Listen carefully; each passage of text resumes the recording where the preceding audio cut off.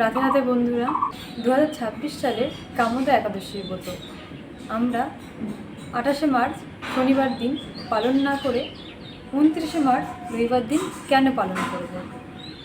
এই পঞ্জিকা অনুসারে এই সঠিক নিয়ম কী? এই একাদশী কোন নিয়মে পালন করব, পালন কোন সময়, সবটাই বলবো এই একটা ভিডিওতে। 2026 সালে কামোদা একাদশীর ব্রত শুরু 13 চৈত্র 28শে মার্চ শনিবার দিন সকাল 10টা 27 থেকে, যা থাকতে পরের দিন 29শে মার্চ রবিবার সকাল 8টা 51 পর্যন্ত।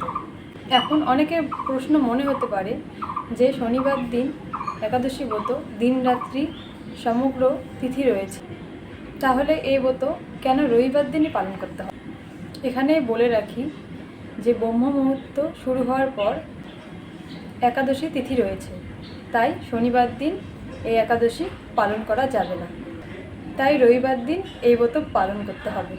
যারা রবিবার এই একাদশী পালন করবেন তারা পরের দিন সোমবার পালন সম্পূর্ণ করবেন সকাল 7টা 38 মধ্যে। আমার এই ভিডিওটি যদি ভালো লাগে আপনাদের, তাহলে অবশ্যই আমার চ্যানেলটিতে লাইক, কমেন্ট, সাবস্ক্রাইব করে রাখবেন। ধন্যবাদ।